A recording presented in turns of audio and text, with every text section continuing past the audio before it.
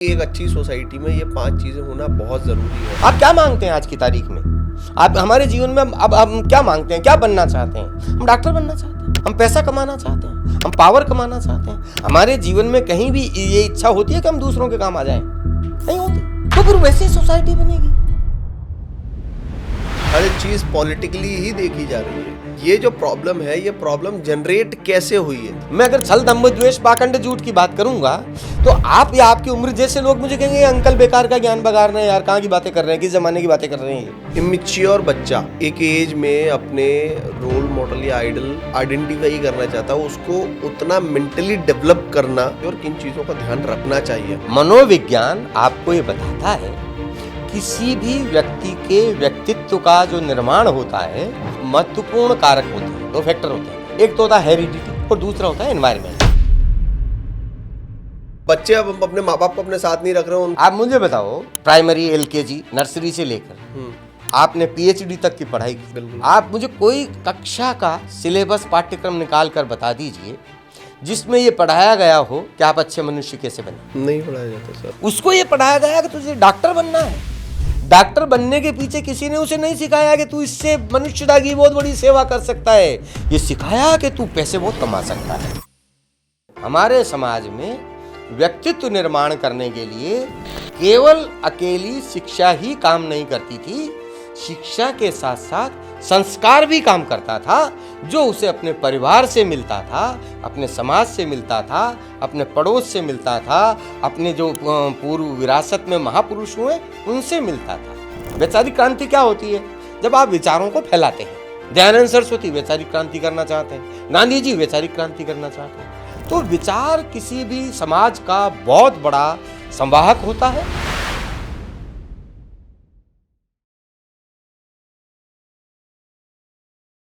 East India company जब India में आई तो उस समय भारत जो है वो छोटे छोटे राज्यों में डिवाइडेड था। उसके आने से इंडिया के लिए वो बेनिफिशियरी रहा आज के पॉइंट ऑफ पर्सपेक्टिव से, या फिर वो नहीं था?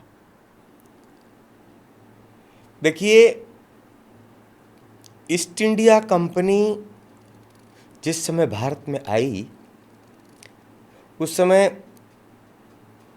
राज्य शासन किसका था राजाओं? ये लोग इतिहासकार बेहतर जानते हैं, लेकिन हम ये समझ सकते हैं कि उस समय भारत की जो राजनीतिक स्थिति थी वो बहुत ही छिन्न विच्छिन्न थी।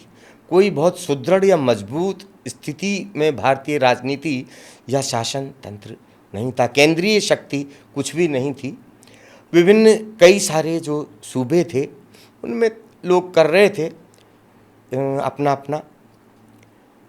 ईस्ट इंडिया कंपनी जब भारत में आई तो हम ये समझते हैं कि वो कोई व्यापारिक कंपनी थी। व्यापारिक कंपनी अगर थी तो आती, व्यापार करती रहती और चली जाती।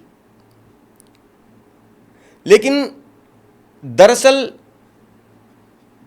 हमें समझने की ज़रूरत है कि ईस्ट इंडिया कंपनी तो जो औपनिवेशिक साम्राज्यवाद है, कॉलोनियल इंपीरियलिज्म, ओके, हाँ, तो वो जो कॉलोनियल साम्राज्यवाद है और उसकी उस समय में भारत ही नहीं और बहुत सारे देशों में कई उपनिवेश थे, कॉलोनियाँ थी, और वो उस औपनिवेशिक साम्राज्यवाद की जो अभीप्सा है, जो आकांक्षा है, जो लालसा है दूसरों के ऊपर साम्राज्य करने की, या दूसरे जो देश हैं उन देशों के जो खास तौर से स्रोत हैं, रिसोर्सेस हैं, उनसे अपने आप को समृद्ध करने की सत्ता की जो लालसा या आकांक्षा होती है, वो आकांक्षा ही हमारे लिए ईस्ट इंडिया कंपनी तो उसकी प्रारंभिक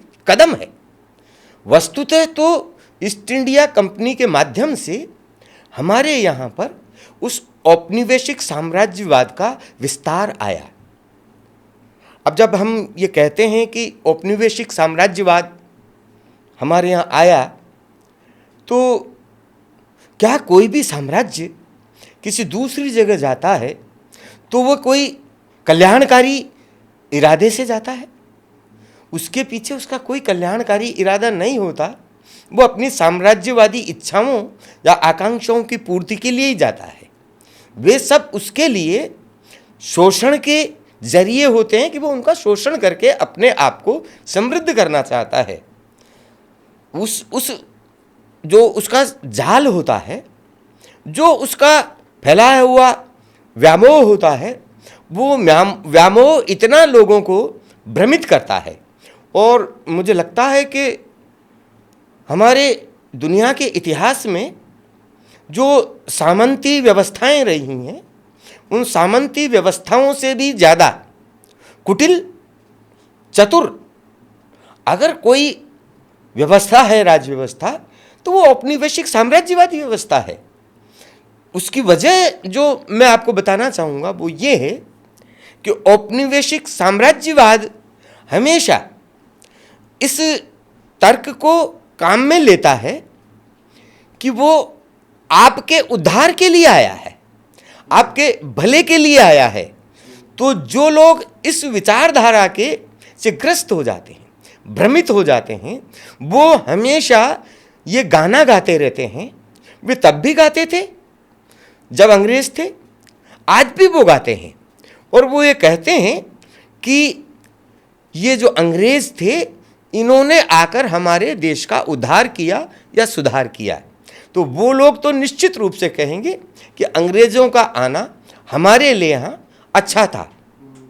लेकिन जो लोग इस औपनिवेशिक साम्राज्यवाद के छद्म को समझते थे या समझते हैं, उदाहरण के तौर पर मैं कहना चाहूँगा, तो सारे लोग उस चक्कर में आ गए थे, लेकिन गांधी जी उसके चक्कर में नहीं आए। गांधी जी इस औपनिवेशिक साम्राज्यवाद की कुटिल ताकतों को समझते थे, इसलिए वे कभी भी उन्होंने औपनिवेशिक साम्राज्यवाद की बताई हुई चीज़ों को भारत के लिए अच्छा नहीं माना। उन्होंने भारत की जो मूल दर्शन है, उस दर्शन से उत्पन्न होने वाली जो व्यवस्था है, उसी को अंगीकार किया, उसी को अपना आदर्श माना। अगर हिस्ट्री को देखा जाए तो 3 पार्ट्स में जनरली जो यूपीएससी या आरएएस की प्रिपरेशन करते हैं, हिस्ट्री 3 पार्ट्स में डिवाइडेड है: एंशिएंट हिस्ट्री, मिडिवल हिस्ट्री और मॉडर्न हिस्ट्री। मॉडर्न हिस्ट्री के अंदर क्या क्या पार्ट कवर होता है? देखिए, ये निर्भर करता है कि आप हिस्ट्री को किस तरह से विभाजित करते हैं। अगर आप इसे दुनिया की हिस्ट्री के संदर्भ में देखना चाहते हैं तो फिर नज़रिया दूसरा होगा। मनुष्य जाति की हिस्ट्री के बारे में देखना चाहते हैं तो नज़रिया दूसरा होगा। और भारत के इतिहास के बारे में, हिस्ट्री के बारे में भी अगर आप देखना चाहते हैं तो भी काल विभाजन का नज़रिया बहुत दूसरा होगा।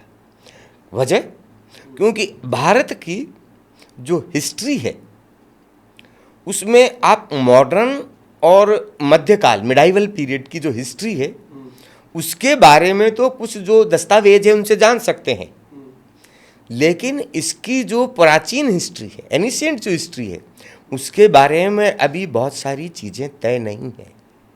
उदाहरण के तौर पर, जैसे हमारे यहाँ आमतौर पर हमारी प्राचीन हिस्ट्री को लेकर ये माना जाता है कि हमारी जो हिस्ट्री की शुरुआत है वो वैदिक कालीन है। मनुष्य की वो प्रागैतिहासिक काल की जो है वो उसको छोड़ दें तो हम ये मानते हैं कि वैदिक काल के। वैदिक काल कब था, इसको लेकर भी विद्वान एकमत नहीं है। कोई ये कहता है कि 6500 साल पुराने थे और कोई ये कहता है कि 10,000 साल पुराने थे। तो 6500 साल से लेकर 10,000 साल तक का जो काल है, लगभग 3-3,500 साल होता है। तो किसी भी हिस्ट्री में क्या 3-3,500 साल का घपला आप अलाउ करेंगे? बहुत बड़ा टाइम, बहुत बड़ा तो इसलिए मैं कहता हूं कि महत्वपूर्ण ये है कि हम हिस्ट्री को किस नज़रिए से देखना चाहते हैं, हमारी दृष्टि क्या है, हम जानना क्या चाहते हैं। तो हमारी हिस्ट्री जो है, वस्तु तो भारत की जो हिस्ट्री है, उस हिस्ट्री के कई कलर्स हैं, कई आयाम हैं।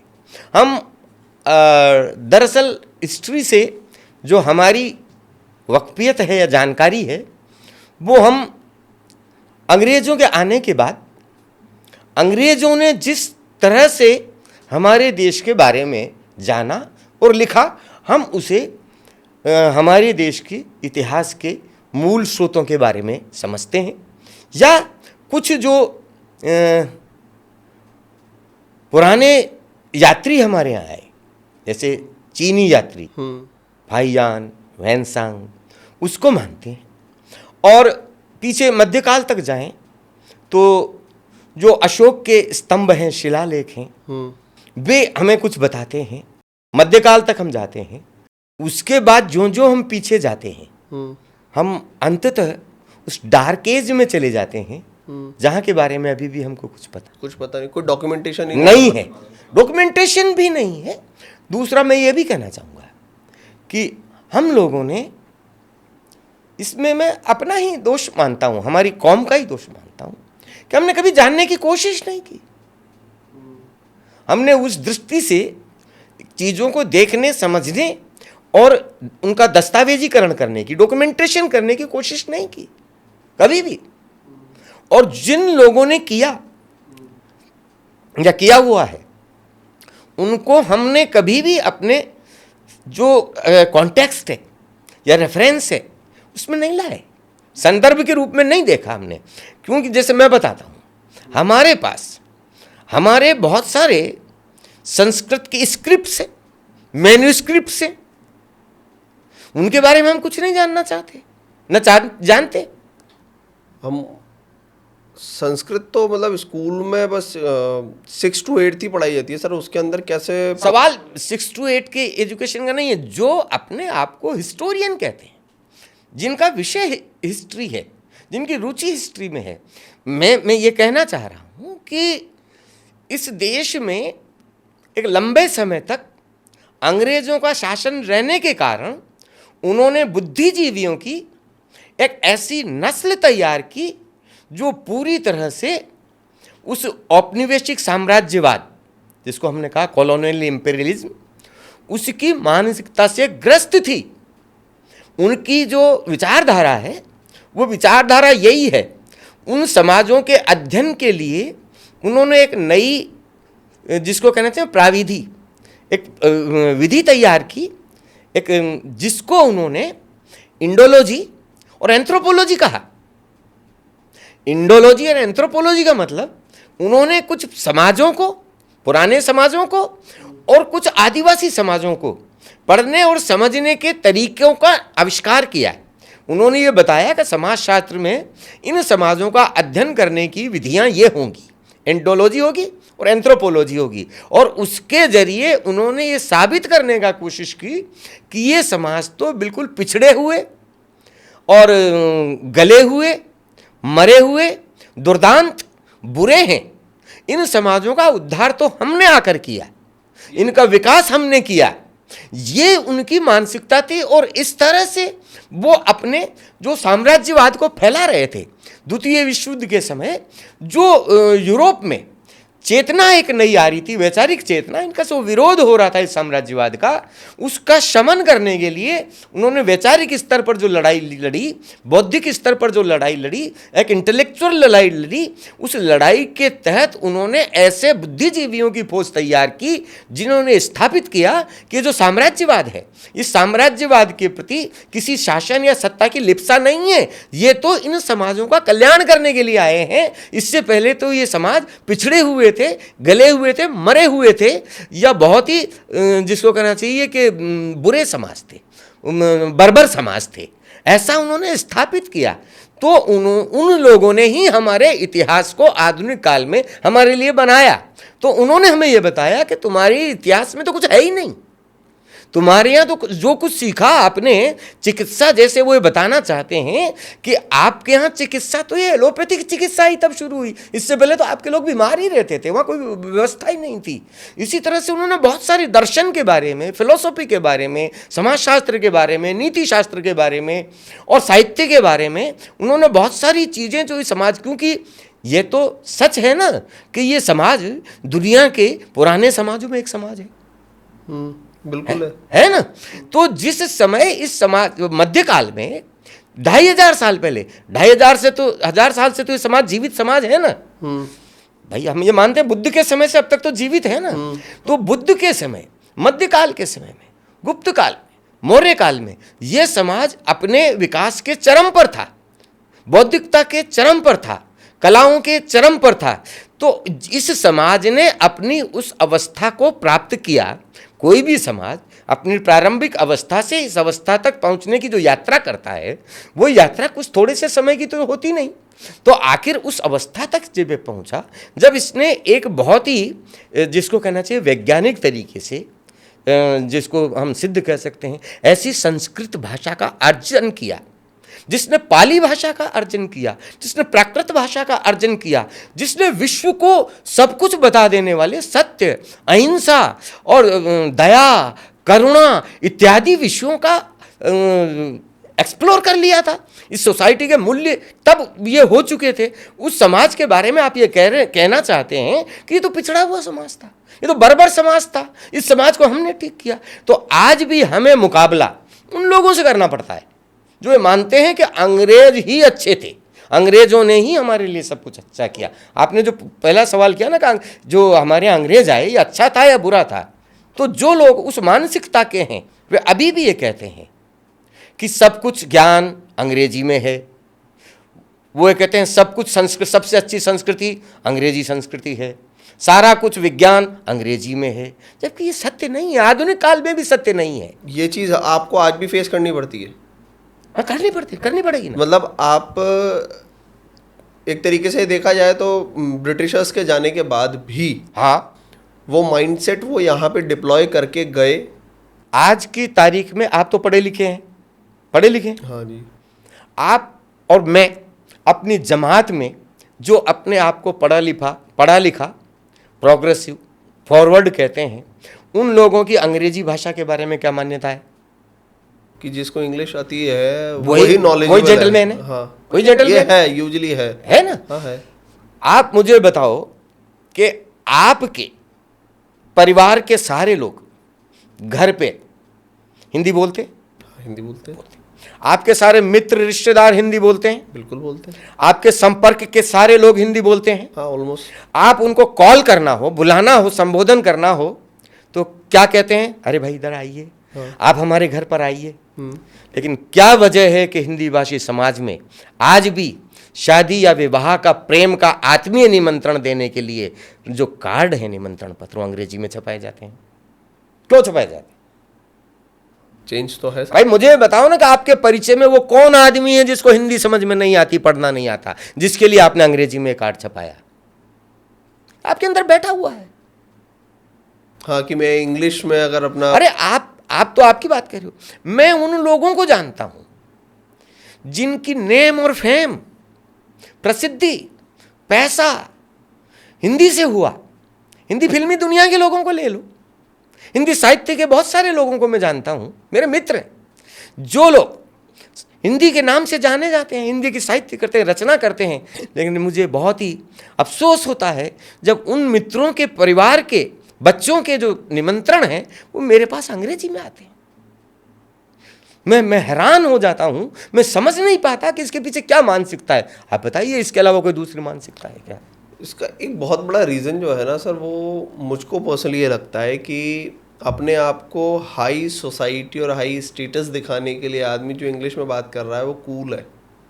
नहीं तो ये वैल्यू किसने एस्टेब्लिश की, ये मान्यता किसने स्थापित की कि जो अंग्रेजी बोलता है वो कूल है? उसका रीज़न, अब आप, मतलब मैं किसी भी ऑर्गेनाइजेशन के अगेंस्ट नहीं हूँ, बट आज हमारे बच्चे को अगर पढ़ाने की बात होती है तो पहली प्रायोरिटी जो होती है यूजुअली पेरेंट्स की, मिडिल क्लास की, क्योंकि इंडिया में जो सोसाइटी में सबसे ज़्यादा बिकती है वो मिडिल क्लास है।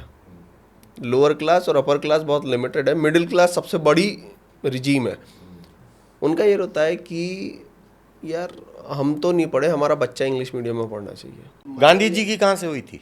गांधी जी की भी हिंदी से है ना, लेकिन ये सोसाइटल चेंज आ रहा है ना। नेहरू जी, वो रविंद्रनाथ टैगोर की कहाँ से हुई थी? उनकी भी हिंदी से हुई थी। विवेकानंद की कहाँ से हुई थी? बंगाली मीडियम से हुई होगी। हाँ, विवेकानंद की कहाँ से हुई थी? वो भी हिंदी से हुई थी। तो हमारे हीरो कौन है? सर हैं, बट जब हम कॉरपोरेट में आते हैं ना, आज एक बच्चा पढ़ रहा है, आज कॉर्पोरेट कहाँ था? एक मिनट, मैं सॉरी, मैं ब्रेक कर रहा हूँ, मैं मेरी बात रख रहा हूँ। हाँ रखिए, उसी है से ना? निकलेगी कोई बात। हाँ, आज मैं पढ़ने के बाद मेरी एजुकेशन कंप्लीट हुई, फिर मैं जॉब के लिए गया। तो जॉब में जब मैं इंटरव्यू में जा रहा हूँ, इंटरव्यू में जाने के बाद अगर मैं इंग्लिश में बात नहीं कर रहा हूँ ना, तो लोग ये सोचते हैं कि यार पता नहीं ये उतना कंफर्टेबल है कि नहीं है, वो उतना काम कर पाएगा नहीं। जो एक मीडियम ऑफ लैंग्वेज हो गया ना, वो इंग्लिश ही हो गया सर सब जगह। अब सुप्रीम कोर्ट की बात की जाए तो वहाँ जितनी भी प्रोसीडिंग होती है, वह जितनी भी सारी चीज़ें होती है, पूरा प्रोसीजर इंग्लिश के अंदर ही है, हिंदी में कुछ है ही नहीं। तो वो जब हायर सोसाइटी के अंदर ये सारी चीज़ें चल रही हैं या उस जगह चल रही हैं, तो वो इम्पैक्ट या ग्राउंड लेवल तक नीचे आ रहा है।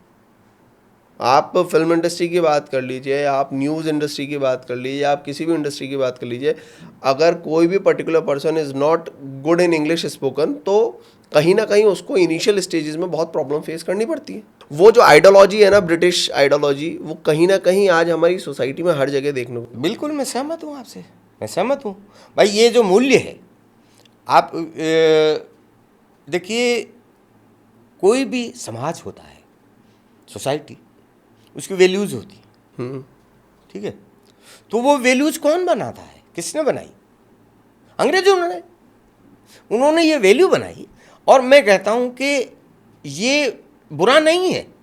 अगर आप किसी दूसरी सभ्यता या संस्कृति को अच्छा कहते हैं तो बुरा नहीं है, लेकिन बुरा ये है कि आप फिर दूसरी संस्कृति या सभ्यता को बुरा कहते हैं, उसे आप इंफीरियर बताना चाहते हैं, हीन बताना चाहते हैं। अंग्रेजी पढ़ना या अंग्रेजी जानना बुरा वो नहीं है, लेकिन आपका अंग्रेजी जानना और पढ़ना इस कोर्स पर होता है कि आप ये साबित करना चाहते हैं कि जो अंग्रेजी नहीं जानता वो पिछड़ा हुआ है, वो इंफीरियर है। तो इस मानसिकता को, इस साइकोलॉजी को, इस मेंटेलिटी को आप क्या कहेंगे? ये वो मानसिकता है जो औपनिवेशिक साम्राज्यवाद ने हमारे यहाँ के लोगों को दी हुई है और जिसको हमने आधुनिकता के नाम पर ओढ़ा हुआ है। अंग्रेजी का जो आतंक आपने बताया ना, अंग्रेजी का आतंक, या अंग्रेजी का आतंक हमारी अल्पज्ञता के कारण है, हमारी कम जानकारी के कारण है। अंग्रेजी का आतंक दुनिया में केवल उन्हीं देशों में है जो देश औपनिवेशिक रहे, जो कॉलोनीज रहे, जो गुलाम रहे औपनिवेशिक साम्राज्यवाद के। अन्यथा जो देश आज़ाद थे, उन देशों ने विज्ञान और दूसरे विषयों को पढ़ने के लिए अपनी भाषाएं में वो विषय तैयार किए। आप मुझे बता सकते हो रशिया में सारे लोग अंग्रेजी में पढ़ते हैं? नहीं, रशिया नहीं बोलते। तो विज्ञान में पिछड़े हुए हैं वो? बिल्कुल भी नहीं है। आपके अकॉर्डिंग ऐसी 5 चीज़ें जो किसी भी एक अच्छी सोसाइटी को डिनोट करती है कि एक अच्छी सोसाइटी में ये 5 चीज़ें होना बहुत ज़रूरी है, तभी उसको एक अच्छी सोसाइटी बोला जा सकता है। वो क्या होती है? अरे 5 की कहते हो, मैं तो एक मूल्य बता देता हूं आपको। मैं कहता हूं एक सबके लिए और सब एक के लिए, इससे बढ़िया सिद्धांत क्या होगा? मैं जो कुछ भी काम करूं उस काम में सबका हित निहित हो, और जो सब कुछ हो रहा है उसमें मेरा निहित निहित है। इससे बढ़िया सामंजस्य और क्या होगा? अब इसके लिए हमें बहुत सारी वैल्यूज निकालनी पड़ेगी। तो हमारे समाज में तो है ना पहले से भाई। आपको याद होगा, आप अगर हिंदी मीडियम में पढ़े होंगे तो प्राथमिक कक्षाओं में पहले एक प्रार्थना कराई जाती थी। आज कराई जाती है, नहीं कराई जाती, मुझे पता नहीं। और मैं समझता हूं उस प्रार्थना का धर्म से कोई लेना देना नहीं है, ईश्वर से कोई लेना देना नहीं है। वो एक मनुष्य के पूरे समाज में कैसा मनुष्य नागरिक बनना चाहिए उसकी पूरी एक पैकेज है। वो एक तरह से क्या वो प्रार्थना थी, वह शक्ति हमें दो, दया निधे, कर्तव्य मार्ग पर डट जाएं। क्या मांगा जा रहा है यहां पर? कर्तव्य मार्ग पर डटना। वह शक्ति हमें दो, दया निधे, कर्तव्य मार्ग पर डट जावें, पर सेवा पर उपकार में हम निज जीवन सफल बना जावें। हम मांग क्या रहे हैं? पर सेवा, यानी दूसरों की सेवा, पर उपकार, दूसरों का उपकार। इसी में प्रार्थना में वो कहते हैं छल, दंभ, द्वेष, पाखंड, झूठ, अन्याय से निष्दिन दूर रहें। एक आदमी प्रार्थना में कह रहा है कि मैं छल से दूर रहूं, दंभ, द्वेष, पाखंड, अन्याय, झूठ से दूर रहूं। अगर किसी समाज में ऐसे लोग होंगे तो वो समाज कैसा होगा? जो छल से दूर रहना चाहते हैं, दंभ से दूर रहना चाहते हैं, पाखंड से दूर रहना चाहते हैं, अन्याय से दूर रहना चाहते हैं, वो समाज कैसा होगा? ये पांचों चीजें बता दी। मैं कहाँ बताऊं? हम जहाँ रहे हैं तो समाज की परिकल्पना पहले से की हुई है। जिस देश जाति में जन्म लिया बलिदान उसी पर हो जावे। अब आपको क्या चाहिए? एक पूरे समाज के बारे में आप कह रहा है कि पूरा ठीक है, तो अब यही तो वैल्यूज हैं जिनसे आप अपना समाज बनाते हैं, तो हमारे कदम कदम पे बिखरा हुआ है। आज के टाइम पे सोसाइटी जिस तरीके से, अभी आपने ये पूरी प्रेयर बताई, तो प्रेयर तो शायद कराई जाती है कि नहीं कराई जाती, पता ही नहीं है आपको। आप क्या मांगते हैं आज की तारीख में? आप हमारे जीवन में अब हम क्या मांगते हैं, क्या बनना चाहते हैं? हम डॉक्टर बनना चाहते हैं, हम पैसा कमाना चाहते हैं, हम पावर कमाना चाहते हैं। हमारे जीवन में कहीं भी ये इच्छा होती है कि हम दूसरों के काम आ जाएं? नहीं होती, रेयर होती है। रेयर होती है, तो वो तो अपवाद है, तब उसकी बात अलग है। कोई भी आदमी चाहता है कि मेरा बेटा जो है परमार्थ के कामों में आगे चला जाए? नहीं चाहता। तो फिर वैसी सोसाइटी बनेगी। आप ये कह रहे हैं कि तू भले किसी का गला काटना पड़े तो काट दे, बेईमानी से अगर सीट मिलती है तो मिलने दे, अगर कोई लंगड़ा विकलांग आदमी या कोई महिला खड़ी है तो खड़ी रहने दे, तू बैठ जा बस। तो ऐसी सोसाइटी जब आप उससे विरत होंगे, दूर जाएंगे, वो फोर्सेस कम हो जाएंगी, तो आपकी वैसी सोसाइटी बनेगी। आज जैसी सोसाइटी आप चाहते हो वैसी बन रही है। आपकी सोसाइटी में कॉरपोरेट्स बन रहे हैं, इंजीनियर बन रहे हैं, व्यवसायी बन रहे हैं, एमबीए बन रहे हैं, आईआईटीएन बन रहे हैं। लेकिन दिक्कत की बात यह है कि हम जिस तरह से इस विकास में अमेरिका और दूसरे जिनको हम विकसित देश कहते हैं उनसे होड़ ले रहे हैं, उसी तरह से हमारे यहाँ पर मनोरोग और अनाथालय भी बढ़ रहे हैं। मनोरोग भी तो बढ़ रहे हैं ना, अनाथालय भी तो बढ़ रहे हैं ना। ऐसे बहुत सारे केसेस हैं सर कि क्यों पेरेंट्स, क्यों बच्चे अब अपने माँ बाप को अपने साथ नहीं रख रहे हैं। उनको मैंने किसने पढ़ाया था उनको कि माँ बाप के साथ रखो? पढ़ाया था कि किसी ने माँ बाप ने उनको? नहीं पढ़ाया। नहीं। और जो उनको पढ़ा रहे थे उन्होंने अपने माँ बाप की सेवा की थी क्या? नहीं की, क्योंकि उनको ये समझ में आ गया था कि जीवन का सत्य तो पैसा कमाना है, माँ बाप से क्या लेना देना। तो जब आपका समाज इस तरह की चीजों के बीच में संक्रमित होता रहा, और जब कोई ऐसी बात नहीं कर रहा, आप किसकी बात करते हैं? आप सोसाइटी में चले जाए, किसकी बात करते हैं? सारे लोग पॉलिटिक्स से इतनी बुरी तरह से संक्रमित हैं और दूसरी कोई बात नहीं करना चाहते। आप और जो मैं बात कर रहे हैं, मैं अगर छल दंभ द्वेष पाखंड झूठ की बात करूंगा तो आप या आपकी उम्र जैसे लोग मुझे कहेंगे अंकल बेकार का ज्ञान बगा रहे हैं यार, कहां की बातें कर रहे हैं, किस जमाने की बातें कर रहे हैं ये।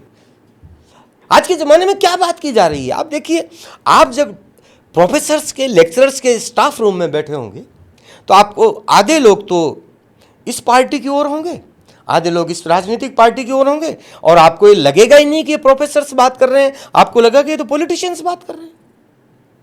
भाई प्रोफेसर्स को तो प्रोफेसर्स की तरह बात करना चाहिए। आप डॉक्टर्स से मिलो तो चार डॉक्टरों का समूह, थोड़ी देर बाद वो आधे लोग बीजेपी में हो जाएंगे, आधे कांग्रेस में हो जाएंगे। आपको लगा डॉक्टर्स नहीं, ये तो पॉलिटिशियंस बोल रहे हैं। टीचर्स से बात करो वो ऐसी बात करे होंगे, आप व्यापारियों से बात करो वो ऐसी बात कर रहे हैं, स्टूडेंट से बात करो वो ऐसी बात कर रहे हैं। तो आखिर आपका समाज बात क्या कर रहा है, ये भी तो देखना पड़ेगा। पर सर ये चीज़ जो आज आप कह रहे हैं, ठीक है, ये काफ़ी हद तक सच है, ये बात बस सच ही होनी चाहिए। बट इस चीज़, ये जो प्रॉब्लम है, ये प्रॉब्लम जनरेट कैसे हुई है? किसकी? ये जो कि हर चीज़ पॉलिटिकली ही देखी जा रही है। भाई आप देखिए ना कि जब मैंने आपको बताया ना शुरू में, जब कोई समाज बन रहा होता है तो समाज को नियंत्रित और निर्देशित करने वाली जो शक्तियां हैं, जो प्रेरणाएं हैं, वो निरंतर संघर्ष करती रहती हैं, अच्छी और बुरी। जब हमारे यहाँ पर अच्छे समाज बनाने की अवधारणा की जो शक्तियाँ थी, जिनको मैंने कहा छल दंभ द्वेष पाखंड झूठ अन्याय से निज दिन दूर रहे, वो थी तो अच्छा समाज था। भारत को किसी समय में आज भी लोग अच्छा क्यों कहते हैं? इसके पास क्या है? हालांकि बहुत सारे कंट्राडिक्शंस हैं, बहुत सारी बुराइयां हैं, सती प्रथा जैसा और भी चीज़ें थी हैं, हम नहीं कहते, लेकिन इसके बावजूद आज आप ऐसा समाज बना रहे हैं जो शक्तियां ज़्यादा है, जो कि देखिए आप भाई की भी चिंता क्यों करते हो? आप तो अपना देखो, आपका काम बढ़िया होना चाहिए, आपकी जो ज़मीन है इतनी ज़्यादा आप ले लो, आपका मकान आपके पास रहना चाहिए, बाकी से क्या लेना देना। ये केसेस बहुत ज़्यादा हो रहे हैं सर। हो रहे हैं तो सामान्य है, तो बहुत आपके सामान्य व्यवहार में यही सब आएगा। भाई आप जब किसी चीज़ की परवाह नहीं करोगे, आप उनसे दूर हो गए ना, आपके जीवन को बनाने वाली जो शक्तियां हैं, आपको प्रेरणा देने वाली शक्तियां हैं, आपको निर्देशित करने वाली जो आपके डायरेक्टिव्स हैं, आपके जो मोटिव्स हैं, आपके जो आइडल्स हैं, वो क्या हैं, और वो आपके जब होंगे वो इस सोसाइटी में रिफ्लेक्ट होंगे। आइडल्स किसको बोलेंगे आप? आइडल की तलाश आइडल को है या जिस जो ढूंढ रहा है उसको है? जो ढूंढ रहा है उसको है। उससे पूछो आपको कैसा आइडल चाहिए, आप क्या बनना चाहते हो, तो उसको पता चल जाएगा, उसको वैसा आइडल मिल जाएगा। नहीं मैं आपकी बात पे बिल्कुल एग्री कर अब रहा हूँ। आपका सवाल यह है कि मैं अपना आइडल कैसे चुनता हूं। हाँ, आइडल चुनने की समझ मेरे अंदर कहां से आती है? ये समझ मेरे अंदर या किसी के भी अंदर उसकी ग्रोइंग से आती है। उसके पिता का आइडल कौन है, उसकी माता का आइडल कौन है, उसके फैमिली का आइडल कौन है, उसकी सोसाइटी का आइडल कौन है, उसकी हेरिटेज का आइडल कौन है, उसकी विरासत का आइडल कौन है। एक राजपूत परिवार में पैदा हुए आदमी का आइडल कौन होगा? वॉरियर। एक ब्राह्मण परिवार में पैदा हुए आदमी का आइडल कौन होगा? विद्वान। एक संगीत के परिवार में पैदा हुए का आइडल कौन हो सकता है? संगीतकार। एक व्यापारी परिवार में पैदा हुआ का कौन हो सकता है? व्यापार। लेकिन इसके बावजूद बहुत सारी चीज़ें बदलती रहती हैं। तो जब हमारे आज़ादी का आंदोलन चल रहा था, अनेक लोग थे जिन्होंने गांधी जी के कहने से अपनी पढ़ाई और नौकरियां छोड़ दी, क्योंकि उनके लोग जो, उनका आइडल जो था वो गांधी जी थे। तो आइडल जो है वो सापेक्ष है, निरपेक्ष नहीं है, विद रेस्पेक्टिव है। आप क्या चाहते हैं, आपका दिमाग क्या चाहता है? भाई किसी का आइडल नटवरलाल हो सकता है, ये क्यों नहीं हो सकता है? किसी का आइडियल कोई पॉप गायक हो सकता है, किसी का आइडल कोई नर्तक हो सकता है, तो किसी का बॉक्सर हो सकता है। हाँ, वो तो डिपेंड कर रहा है ना आप किसकी। तो उसके अंदर उस आइडियल की तलाश या तलब उसकी पूरी ग्रोइंग से आती है। बट सर, मेरा क्वेश्चन यही है कि कोई भी एक इमेच्योर बच्चा एक एज में अपने रोल मॉडल या आइडल को आइडेंटिफाई करना चाहता है, उसको उतना मेंटली डेवलप करना बहुत इंपॉर्टेंट है। गार्जियंस की ड्यूटी है। किस तरीके से पेरेंट्स को और जो सोसाइटी है उसके आसपास वो कितना इंपॉर्टेंट और वाइटल रोल प्ले करती है और किन चीज़ों का ध्यान रखना चाहिए। मनोविज्ञान आपको ये बताता है किसी भी व्यक्ति के व्यक्तित्व का जो निर्माण होता है उसमें दो महत्वपूर्ण कारक होते हैं, दो फैक्टर होते हैं महत्वपूर्ण। एक तो होता है हेरिडिटी और दूसरा होता है एनवायरनमेंट। तो हेरिडिटी तो आपके वश में है नहीं, लेकिन एनवायरनमेंट तो आपके वश में है, और ये एक दूसरे से बिल्कुल भी कम नहीं है। हेरिडिटी जितनी इंपॉर्टेंट है, एनवायरनमेंट भी उतना इंपॉर्टेंट है। एक ही परिवार में एक ही माँ के पेट से पैदा होने वाले दो बच्चे अलग अलग कैसे हो सकते हैं? इंडिविजुअल डिफरेंस कैसे होता है? उसकी वजह यही है कि उसको कैसा एनवायरनमेंट मिला। ये बहुत बड़ा काम फर्क पड़ता है। आपके बच्चे ने अपने कमरे में या आपके परिवार में क्या देखा? उसने देखा जगह जगह रैकेट्स लटके हुए हैं, तो बैडमिंटन की तरफ जाएगा। अब उसके यहाँ कारें उसको आपने दिलाई तो कार की तरफ जा सकता है। वो जिस तरह का टीवी देख रहा है, आप देख रहे हो, तो उधर जाएगा। जिस तरह की किताबें, अगर आपके घर में किताबें रखी हुई तो किताबें पढ़ेगा वो उस तरह। वो फिर एक सीमा तक आपका लिमिट है, उसके बाद वो अपने फ्रेंड्स में जाएगा। तो वहाँ फ्रेंड्स उसको कैसे मिलते हैं? भाई हमारे यहाँ तो सोबत संगत का बड़ा महत्व गया है। सारे हमारे जो भक्ति संत हैं उन्होंने संगत की सत्संग का इतना वृत्तांत किया है। तुलसीदास जी देखो, कबीरदास। सत्संग का मतलब क्या है? जो आप हैबिटेट करते हैं, जिन लोगों के साथ आप रहते हैं, वैसे ही आप बनेंगे। तो आखिर अगर आपका रोल मॉडल कौन होगा, ये इस पर निर्भर करता है कि आपकी जो पेरेंटल एजुकेशन है वो कैसी है। आपको जिन लोगों ने तैयार किया वो लोग कैसे हैं, आप जिस समाज में रह रहे हैं वो सोसाइटी कैसी है, और आपके निकट का और दूर का जो समाज है वो कैसा है। इसके लिए एक आदमी, भाई आप देखिए कि आपको आज की तारीख में कोई छोटा सा प्रोडक्ट बनाने के लिए, छोटा सा प्रोडक्ट, कितना परिश्रम करना पड़ता है। प्रोजेक्ट बनाना पड़ता है, प्लानिंग बनानी पड़ती है, उसका ब्लूप्रिंट बनाना पड़ता है, फिर कहते हैं एग्जीक्यूशन करना पड़ेगा, टाइम मैनेजमेंट करना पड़ता है, स्टोर मैनेजमेंट करना पड़ता है, फिर आपको दुनिया भर की कुशलताएं लानी पड़ती है। क्या दुनिया में मनुष्य के व्यक्तित्व से तगड़ा आज तक कोई यंत्र बना है? नहीं है। मनुष्य के दिमाग जैसा कंप्यूटर नहीं है, मनुष्य की कुशलता जैसा, हाथ पांव जैसी कुशलता जैसा कोई यंत्र नहीं है। तो जब उनको बनाने में इतनी दिक्कत आती है, तो इस समाज को ऐसे अच्छे मनुष्य बनाने के लिए भी उस चेतना को धारण करना पड़ेगा। सवाल यह कि हम क्या इस चेतना से संपृक्त हैं, क्या हम इस चेतना से प्रेरित हैं कि हम अच्छे समाज बनाने का काम करेंगे? क्या हमारे अंदर सामाजिक चेतना मौजूद है? क्या हम समाज के बारे में सोचते हैं? हम ये सोचते हैं मैं, मेरा परिवार, दैट्स ऑल। हाँ, मेजॉरिटी तो सर आज यही है। तो हमें अपनी सामाजिक चेतना का विस्तार करना पड़ेगा। हमने तो ये कहा कि हम सारे समाज हमारा है, प्रत्येक मनुष्य में ब्रह्म का अंश है, तो यहाँ तक देखा। सब प्राणियों में हमने उसका अंश देखा, उसकी विकृतियां हुई बहुत सारी, क्योंकि वो होता है। लेकिन महत्वपूर्ण ये आपकी आइडियोलॉजी क्या है। अगर हमारी आइडियोलॉजी व्यक्ति और समग्र समाज, व्यष्टि से समष्टि, व्यक्ति से समाज की अगर होगी, तो हम अच्छे समाज का निर्माण करेंगे।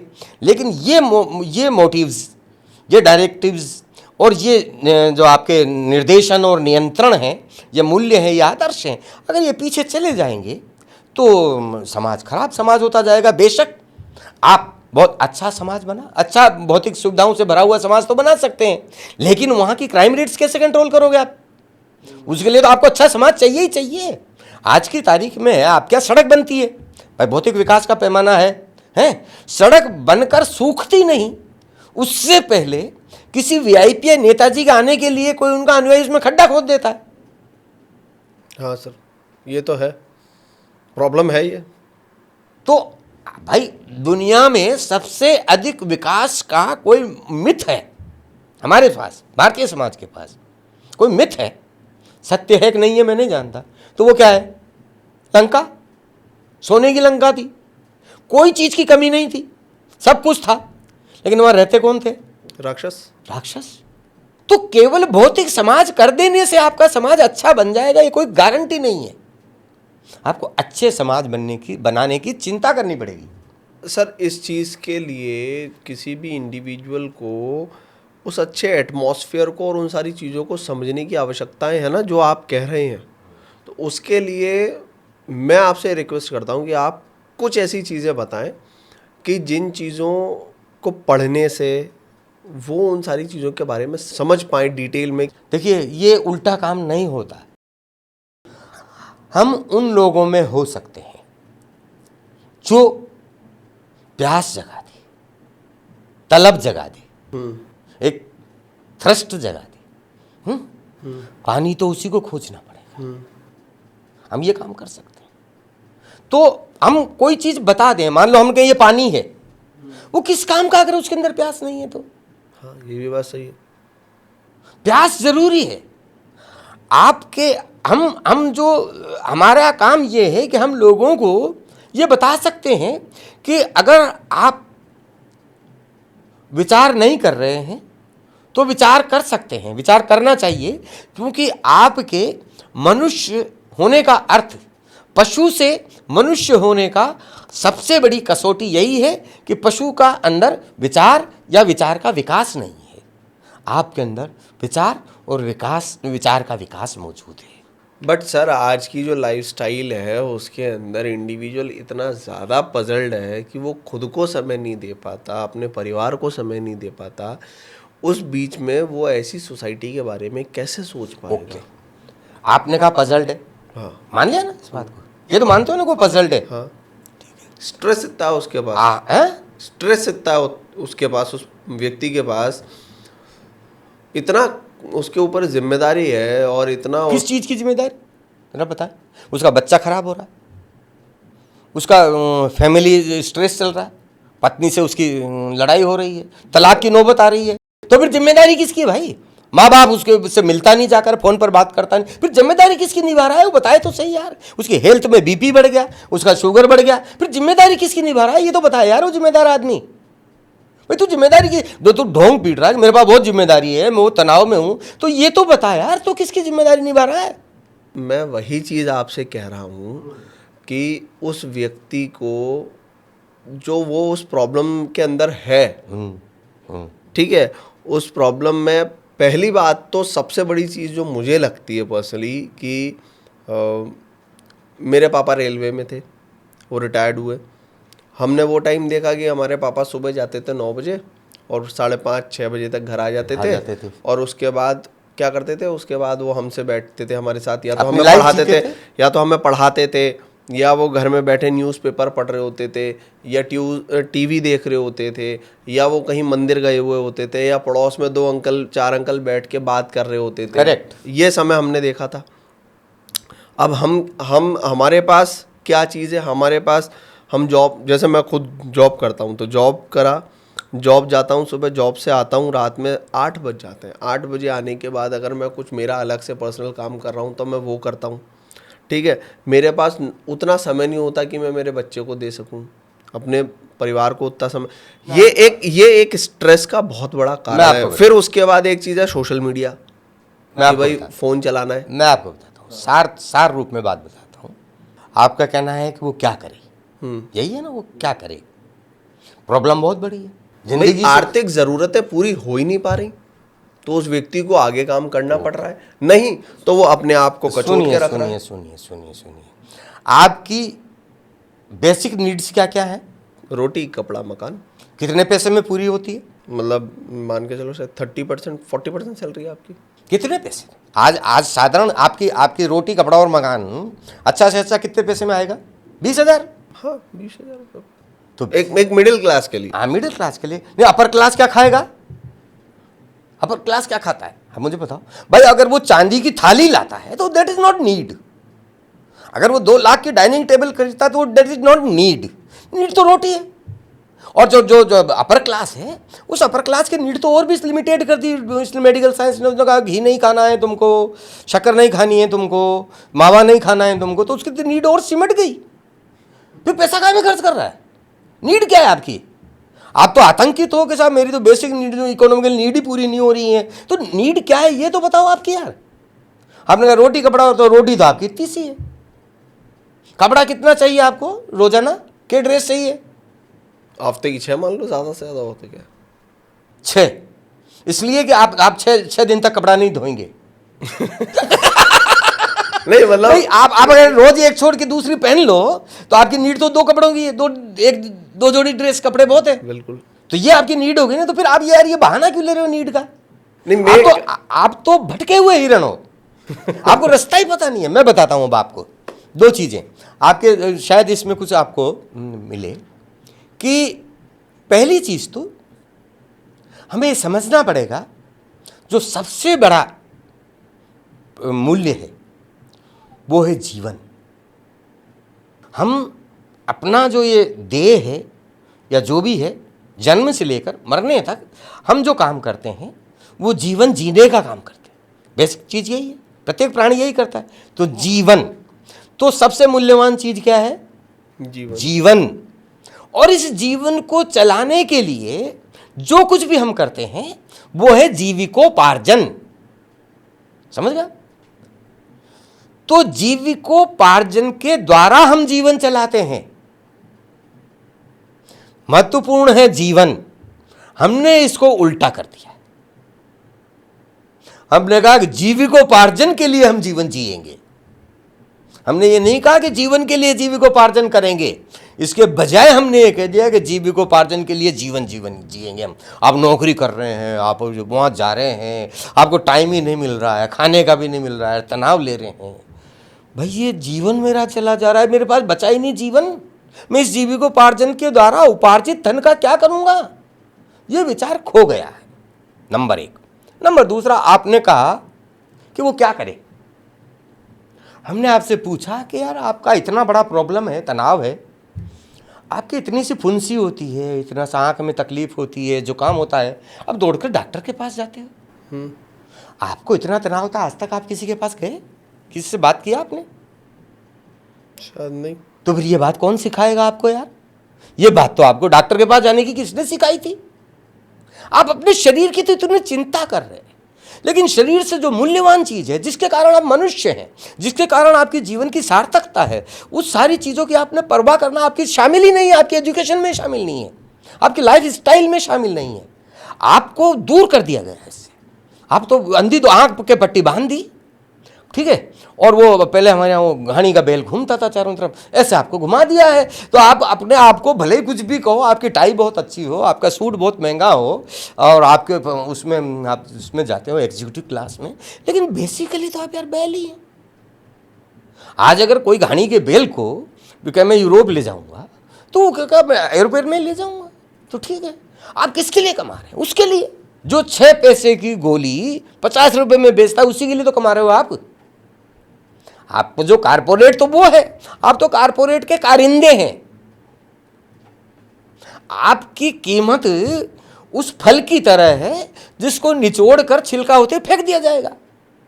ये सत्य है ना कॉर्पोरेट जगत का? बिल्कुल बिल्कुल सत्य है ना? बिल्कुल तो अब आप इस सत्य को आपको समझना पड़ेगा ना। तो आपने पढ़ाई बहुत करी, लेकिन हमारे देहात में कहावत थी कि भाई साहब फटिया ही फटिया चो के गुणिया भी चो। तो आपको कॉम्प्रिहेंसिव समझ भी तो इसको हिंदी में बोल के बताइए। ये तो आपने हाड़ौती में बोली। हाँ, तो हमारे यहाँ गांव के लोग जो होते हैं, अपने संस्कृत में कई कथाएं हैं जो संस्कृत काशी से पढ़कर आए लोग, और वो इतने केवल किताबी ज्ञान से, तो किताबी ज्ञान और व्यवहारिक ज्ञान में जो अंतर है उसको पढ़ने को गुणना कहते हैं। गुणना, उसके गुण को ग्रहण करना।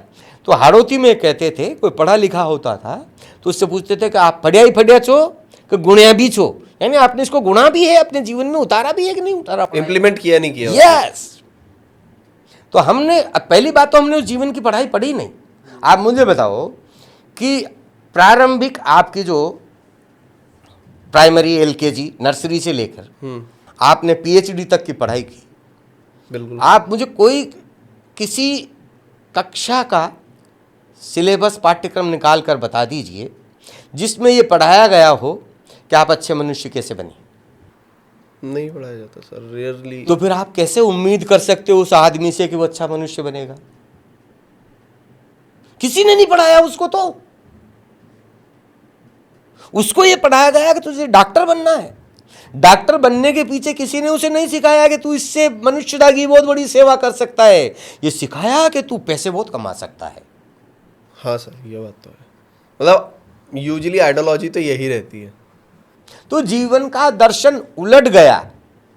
हम लोग जो इस तरह की बातें करते हैं, उन लोगों को औपनिवेशिक साम्राज्यवाद के विचार से प्रभावित लोगों ने, भौतिक विकास से अभिभूत लोगों ने पिछड़ा हुआ और पुराने ज़माने की बातें करने वाला कहा। यार भाई साहब, आज के ज़माने में आपकी बातें थोड़ी चलती है यार, ये सब अध्यात्म धर्म और ज्ञान की बातें थोड़ी चलती है।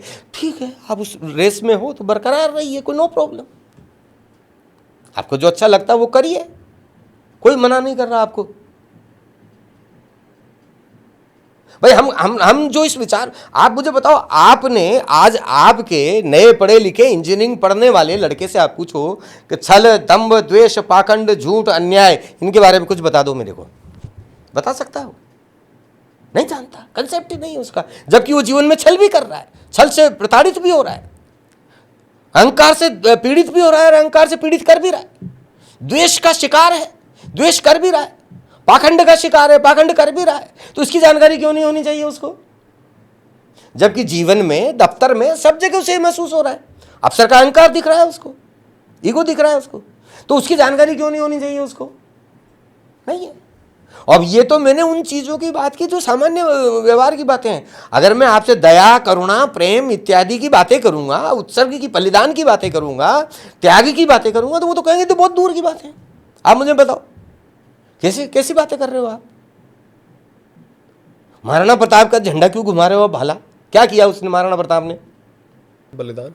काय बात का? क्या चाहता था वो? उन्होंने मैं आज़ाद रहूँगा, मैं किसी की उसको पराधीनता को नहीं मानूंगा। इस सोसाइटी ने आज़ादी को हमेशा बड़ा मूल्य दिया। देश आज़ाद इसीलिए हुआ।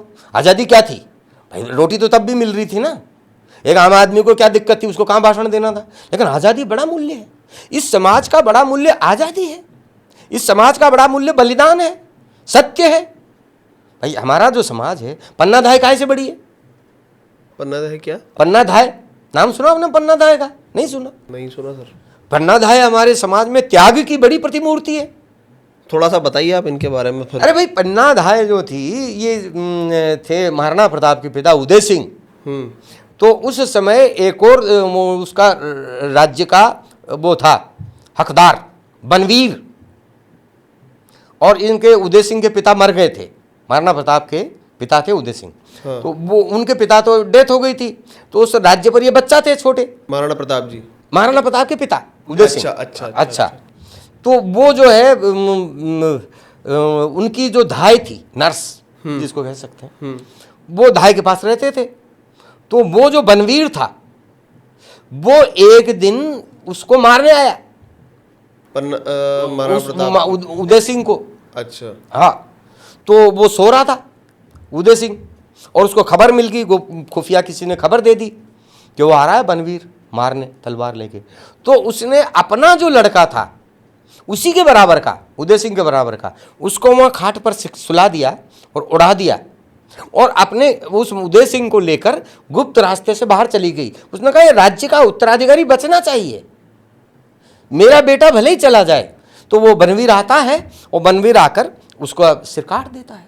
बाद में उसे पता चलता है कि वो तो चला गया उदय सिंह, और उदय सिंह के फिर बड़े होते हैं, उदय सिंह के महाराणा प्रताप होते हैं। ये अलग बात है, सामंती व्यवस्था मूल्य हो सकते हैं, लेकिन ये जो मूल्य है ये सेक्रीफाइस का मूल्य है, हमारे यहाँ त्याग का मूल्य है, सत्य का मूल्य है। देखिए, कोई भी समाज, उस समाज में जीवन के जो मूल्य हैं उनसे बड़ा होता है और उनसे छोटा होता है। तो जीवन के मूल्यों को जब तक हम बड़ा नहीं बनाएंगे, हम अपने समाज को अच्छा बड़ा नहीं बना सकते। अच्छे मूल्य, आदर्श मूल्य और मनुष्य विरोधी मूल्य, दोनों के निरंतर तकरार चलती रहती है, हर समय में चलती है। सवाल यही है कि हमारी शिक्षा, हमारा समाज, हमारे पेरेंट्स, गार्जियंस किन चीज़ों को उसमें लाना चाहते हैं, वो अपने बच्चों को देंगे, वो आगे जाएगा। तो हमें जिसको आप हमारे भारतीय समाज में मैंने आपसे सवाल किया था कि आप मुझे बताओ कि अच्छा मनुष्य बनने का जो सिलेबस है वो नर्सरी से लेकर पीएचडी तक कहीं है क्या? आपने कहा नहीं है। तो हमारे समाज में मनुष्य के व्यक्तित्व निर्माण की, क्योंकि समाज की इकाई मनुष्य है, तो मनुष्य जैसा बनेगा समाज वैसा ही बनेगा। तो व्यक्तित्व निर्माण की जो जिम्मेदारी है वो बहुत बड़ी जिम्मेदारी है। तो हमारे समाज में व्यक्तित्व निर्माण करने के लिए केवल अकेली शिक्षा ही काम नहीं करती थी, शिक्षा के साथ साथ संस्कार भी काम करता था, जो उसे अपने परिवार से मिलता था, अपने समाज से मिलता था, अपने पड़ोस से मिलता था, अपने जो पूर्व विरासत में महापुरुष हुए उनसे मिलता था। जैसे हमने कहा ना कि हम महाराणा प्रताप क्या है, हमारा संस्कार है। सत्य बोलना हमारा संस्कार है। सत्य और झूठ बोलने की शिक्षा तो कोई नहीं देता, कोई नहीं देता ना। लेकिन हमारे समाज में मूल्य स्थापित है कि यार सत्य सही है, झूठ गलत है, ये सब जानता है। तो ये जो मूल्य संस्कार आया कहाँ? ये संस्कार है, एजुकेशन तो नहीं है ना, ये संस्कार है। तो जो आपके व्यवहार को महत्वपूर्ण निर्धारित करता है किसी समाज को बनाने में, उसमें संस्कार का बड़ा है। तो हमें इसके लिए शिक्षा की जो अवधारणा है उसको ठीक से समझना पड़ेगा, समाज की अवधारणा को ठीक से समझना पड़ेगा। और ये सारे लोग नहीं करते इस काम को। जो इंटेलेक्चुअल्स लोग हैं, बुद्धिजीवी लोग हैं, समाज में जो प्रभावशाली लोग हैं, जैसे आप और हम बात कर रहे हैं, तो हम अपने मन में कुछ चिंता है, कुछ ऊहापोह है, कुछ उससे थोड़े बहुत हम प्रभावित हुए हैं, तभी तो ये बातचीत कर रहे हैं। ये बातचीत निकल कर आई है, बातचीत निकल कर आई है। आप और मैं बात सुन रहे हैं, 10 लोग और सुनेंगे इसको, 20 लोग और सुनेंगे, 100 सुनेंगे। वे लोग अपने जीवन में अगर इस तरह का कोई विचार पैदा होगा उनमें, तो उनके जीवन में प्रतिफलित होगा। तो ये इस तरह को हमारे यहाँ पर इसको वैचारिक क्रांति भी कहा, दुनिया के सारे समाजों ने कहा। वैचारिक क्रांति क्या होती है? जब आप विचारों को फैलाते हैं। आपको ध्यान हो तो हमारे यहाँ वैचारिक क्रांति करने वाले बड़े लोग रहे भारतीय समाज में। विवेकानंद को आप क्या मानते हैं? उन्होंने वैचारिक क्रांति की। कबीर को आप क्या मानते हैं? वैचारिक। और बहुत ज़्यादा दूर न जाएं, अभी जो है ये पंडित श्री राम शर्मा आचार्य, गायत्री परिवार के, उनका तो सूत्रीय था कि वो वैचारिक क्रांति करना चाहते हैं। दयानंद सरस्वती वैचारिक क्रांति करना चाहते हैं, गांधी जी वैचारिक क्रांति करना चाहते हैं। तो विचार किसी भी समाज का बहुत बड़ा संवाहक होता है। विचार जितना अच्छा अच्छी शक्तियों के हाथ में होता है, वो उतना ही समाज अच्छा बनता है। हमारे समाज को आज इसी बात की ज़रूरत है कि वो ठीक से अपने आप को, अपनी विरासत को, अपने भविष्य को सोचे, समझे, जाने और इस अंधी दौड़ में शामिल ना हो। किसी भी देश की अगर ताकत कही जाती है तो उसके यूथ को कही जाती है, और आज इंडिया का जो यूथ है वो इस तरीके की प्रॉब्लम्स को बहुत फेस कर रहा है, स्ट्रेस को फेस कर रहा है, एंजाइटीज़ को फेस कर रहा है, करियर में कुछ करने के लिए और अपने आप को कुछ बनाने के लिए और लोगों को दिखाने के लिए इस तरीके की प्रॉब्लम्स को बहुत फेस कर रहा है, जिसमें बहुत सारी चीज़ें सेक्रीफाइस भी हो रही हैं उसकी फैमिली की। तो वो क्या करे जिससे वो उन सारी चीज़ों से ओवरकम कर पाए? देखिए, अगर हम ये कहें कि हमारा पूरा युवा समाज, यूथ, वो गलत दिशा में जा रहा है, तो मुझे लगता है ये ठीक नहीं होगा। गलत दिशा नहीं, मतलब मैं वो एक भ्रमित है, हाँ, अपने आप में ही इतना उलझा हुआ है कि वो इस चीज़ की तरफ देख ही नहीं पा रहा। तो मैं ऐसा मानता हूँ कि हम इस अवस्था में क्योंकि हमारे पास सारी जानकारी नहीं है, हम केवल जो अपने समाज में जो दुर्घटनाएं सामने आती हैं उन्हीं को जानते हैं, लेकिन जो अच्छे हैं उनकी संख्या अभी भी बहुत बड़ी है। ये समाज अभी भी हमें इंश्योर करता है, ये सोसाइटी अभी भी रहने लायक है। ये बात हमें ही नहीं, पूरे विश्व समाज को लगती है कि ये सोसाइटी अभी भी रहने लायक है, इस सोसाइटी में अभी भी मनुष्य के लिए स्पेस है। बेशक बहुत सारे कंट्राडिक्शंस हैं, बहुत सारी विरोधाभास हैं, बहुत सारे संक्रामक स्थितियां भी हैं, भयावहता भी हैं, और बहुत सारे दुख भी हैं, बलात्कार भी है, चोरी भी है, अपराध भी हैं, सब कुछ है। लेकिन इसके बावजूद हमारा समाज अभी भी, लेकिन जो आप कह रहे हैं कि यूथ जो है, जो भ्रमित है, इस विषय को, इस पहलू को दरकिनार नहीं किया जा सकता, क्योंकि धीरे धीरे ये जो आंधी है, ये आंधी हमें घेरती जा रही है। क्योंकि हम देखते हैं कि जो दुर्घटनाएं हैं उनकी तादाद बढ़ती जा रही है। जैसे हम कहें परिवार के विघटन, परिवार टूट रहे हैं, जबकि हमारे यहाँ परिवार बहुत अच्छी इकाई थी, मजबूत इकाई थी, टूट रहा है। इसी तरह से हम कह रहे हैं कि व्यक्ति की जीवन के प्रति आस्था कम हो रही, यानी वो आत्महत्या कर रहा है, अपने संबंधों को नहीं निभा पा रहा है, वो प्रॉमिसिंग नहीं है, खरा नहीं है, उसके ऊपर वो रिलायबल नहीं है, ये सारी चीज़ें खो रही हैं धीरे धीरे। तो ऐसा, और उसका नतीजा क्या हो रहा है? उसका नतीजा जब ऐसा समाज बन रहा है तो ऐसे समाज में जो उसको इकाई है वो प्रभावित हुए बिना नहीं रह सकती। मान लीजिए ये कमरा समाज हो और मैं इसमें बैठा हूँ, तो इस कमरे का तापक्रम तो मुझे प्रभावित करेगा ना। अगर यहाँ ठंडक है तो मुझे महसूस होगी। तो मेरे समाज में, और समाज किससे बनता है? मुझसे बनता है।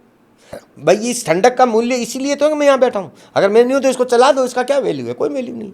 तो समाज और मनुष्य का जो रिश्ता है, उस रिश्ते में ये आपका सवाल इस जगह ठहरता है कि आखिर हम करें क्या? बिल्कुल करेक्ट। तो मैं ये सवाल का जवाब उन लोगों की बुनियाद पर देना चाहता हूं जो लोग मुझे आज भी इंश्योर करते हैं, आश्वस्त करते हैं। मैं अभी भी, आप भी जब अपने आसपास अपने परिचित लोगों की, मित्र लोगों की, रिश्तेदारों की अगर सूची बनाएंगे तो आप देखेंगे कि उनमें अच्छे लोगों की तादाद ज़्यादा है। आप गौर करो, आप बहुत मुश्किल से उनको डिस्कार्ड करना चाहेंगे, वो लोग अच्छे हैं। तो हमें अपने, जैसा मैंने पहले भी कहा था कि मनुष्य होने का अर्थ उसका विचारवान होना ही है। तो जो लोग हैं, अभी नए यूथ हैं, उन लोगों को अपने जीवन के बारे में, अपने जीवन दर्शन के बारे में, अपने जीवन के लक्ष्य के बारे में, अपने जीवन को चलाने के बारे में, जीवन की सापेक्षता के बारे में कि मेरा जीवन किससे बना है, इस बारे में विचार करना चाहिए। जो घटनाएं घटित हो रही हैं, जो दुर्घटनाएं घटित हो रही हैं, उनसे सबक लेना चाहिए, उनसे सीखना चाहिए। अच्छे जीवन का मूल्य मतलब क्या होता है ये जानना चाहिए। हमारे मनुष्य के समाज में आप देखें मोटे रूप से तो हम यही तो कहेंगे कि किसी के व्यक्तित्व में सबसे बड़ी अगर कोई उपलब्धि है, कोई हासिल है, कोई अचीवमेंट है, तो वो क्या है? वो है खुशी। भाई हर आदमी खुश रहना चाहता है। बिल्कुल सर।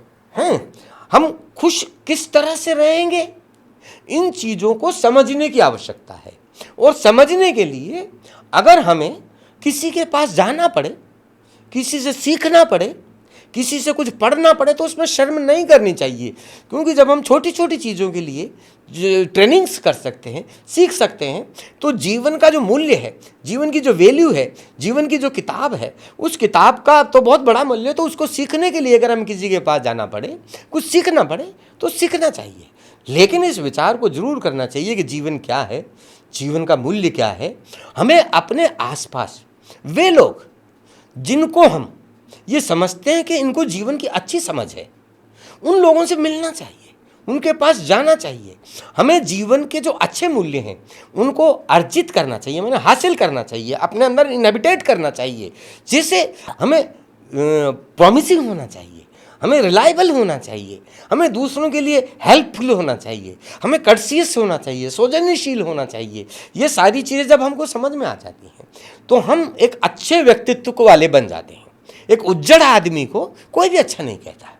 एक जेंटल, भद्र, सभ्य आदमी को हर कोई अच्छा कहता है। एक पशु की तरह जीवन जीने वाले पशु के पास, अगर मान लो आपके पास बहुत पैसा है, आप बहुत अच्छा खा रहे पी रहे, नशा कर रहे हैं, बहुत इसी में पड़े हैं, लेकिन आपकी सोसाइटी में आपको ये लगेगा कि यही सब कुछ नहीं है, मेरी वैल्यू भी तो होनी चाहिए, मेरा रेस्पेक्ट भी तो होना चाहिए, मुझे लोग अच्छा आदमी भी कहें। अगर आपको ये समझ में आ जाती है तो फिर आप बहुत सारी चीज़ों के आपके लिए दरवाजे खुल जाते हैं। जिंदगी एक लंबी यात्रा है। जिंदगी का कोई अंतिम मुकाम नहीं होता, अंतिम फैसला नहीं होता। जिंदगी में निरंतर फैसले बदलते रहते हैं। हमें अच्छाई की तरफ जाने का रास्ता देखना चाहिए। अच्छाई की तरफ देखने का रास्ते की अगर आपकी इच्छा है तो जिस तरह से आपने कोशिश करके ये कई सारे मुकाम हासिल किए हैं, आपने पढ़ लिख कर अच्छा डिवीज़न प्राप्त किया है, पढ़ लिख कर अच्छी डिग्री हासिल की है, पढ़ लिख कर जब आपने अच्छी नौकरी हासिल की है, उसमें अच्छा मुकाम हासिल किया है, एक अच्छा पैसा अर्जित किया है, अच्छा मुकाम बनाया है, तो आप अच्छा जीवन क्यों नहीं हासिल कर सकते?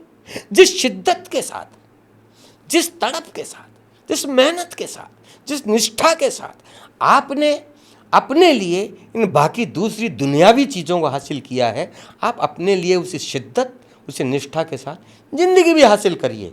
ज़िंदगी हासिल करना, क्योंकि ज़िंदगी कोई ऐसा पैकेज नहीं है आपका। ज़िंदगी बहुत संश्लिष्ट चीज़ है। उसको हिंदी शब्द का जिसको आप अंग्रेजी में कहेंगे बहुत बड़ा सिंथेटिक है। इस सिंथेसिस को समझने की ज़रूरत है, और इसको समझने की आप जब कोशिश करते हैं तो आपको ऐसा लगता है कि आप वो जो सहस्त्र आवाज़ों वाला यंत्र है ना, वो बजा रहे। ऐसा कोई संगीत, जीवन तो संगीत है, जीवन तो खुशबू है। किसी ने जीवन को बुरा नहीं कहा, जिसने भी कहा उसने कहा जिंदगी तो खुशबू है, महक है, अध्यात्म है। तो इस जीवन की खुशबू और महक को समझने की आवश्यकता है, और ये समझ हर आदमी में मौजूद है। ये किसी चीज़ की मोहताज नहीं है। आपको बड़े शहर में करोड़पति आदमी परेशान नज़र आ सकता है, लेकिन गांव में बैठा हुआ, पेड़ की छाया के बैठा हुआ आदमी वो कह सकता है कि इसके पास जीवन है। जीवन कितनी बड़ी चीज़ है। तो जिंदगी की शिक्षा प्राकृतिक शिक्षा है। इसके लिए औपचारिक शिक्षा मदद कर सकती है, लेकिन अंतिम रूप से कोई औपचारिक शिक्षा जीवन की शिक्षा होगी ये गारंटी नहीं देती है। आपने ये पॉडकास्ट एंजॉय किया होगा। इस पॉडकास्ट में हमने काफी इंफॉर्मेटिव कम्युनिकेशन किया है, और ये आपके लिए बहुत टाइम वैल्यूएबल भी रहा होगा। So please like, share and subscribe our channel and let us know what will you want in our next episode. Thank you.